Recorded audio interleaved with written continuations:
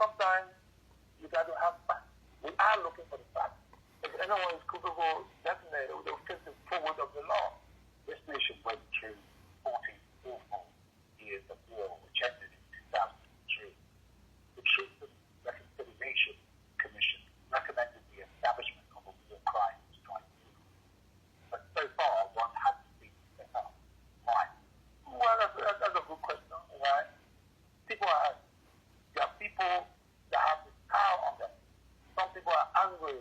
We have to stick with them and let us go through the soft side and talk about how we can rehabilitate them. They call it for a war crime court. I'm now ruling. And Henry will be with you very shortly. Okay. All right, I'm waiting. Thank you very much. Thanks for waiting. Our relationship with our own people and build our country. So that was Liberia's President George Weah speaking to the BBC's Mike Thompson.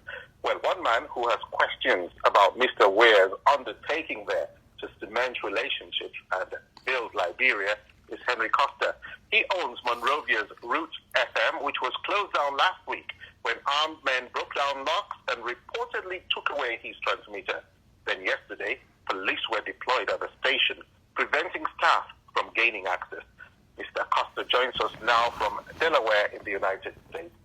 Welcome to Focus on Africa, Mr. Costa. I think you're not very happy with President George Weah at all. Sir, yes, sir. I'm not very happy at all, and thanks for the opportunity. It's very good to be with you. So tell us, first I want to ask what you make of what you just heard of him saying about cementing relationships.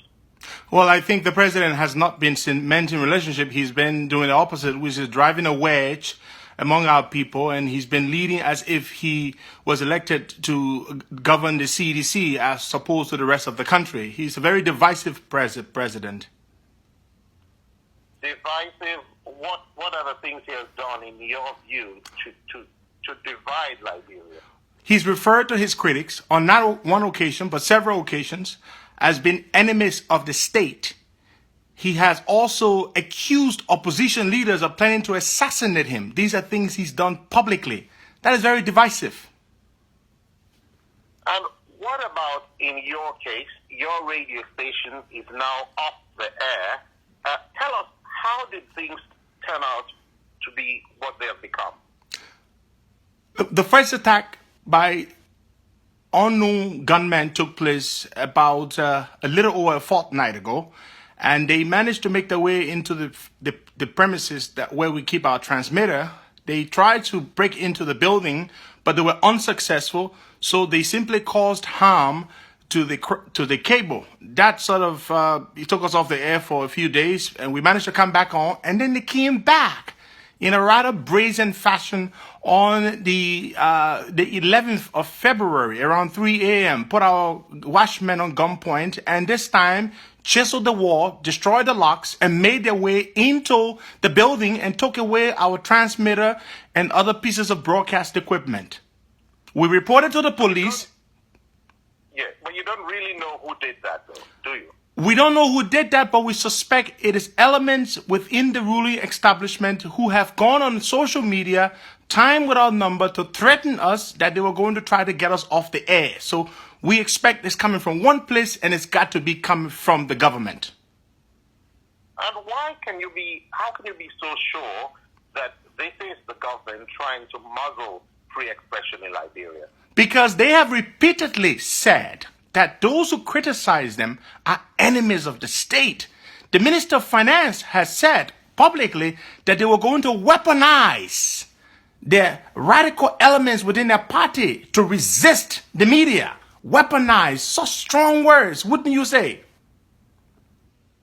Now, you have reportedly in the past been friends with George Weah before he became president. Where did things go wrong? We're not saying that he is behind what has happened, but clearly you're very unhappy with him. Where did things go wrong between you two?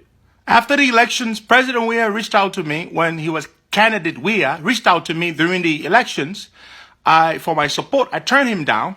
But then after the elections, we mended fences. We took pictures together. I started to support him from my radio talk show. But the reason I withdrew my support from his government is because they are very corrupt. the kinds of deals that they do, the violation of our constitution, the violation of our procurement laws, the shady transactions. It was just too much for me.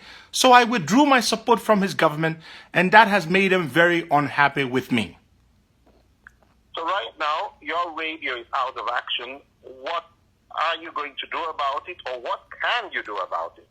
Well, they may have succeeded in asking the certain telecoms provider that was providing me accommodation and electricity in exchange for my radio station running the ads.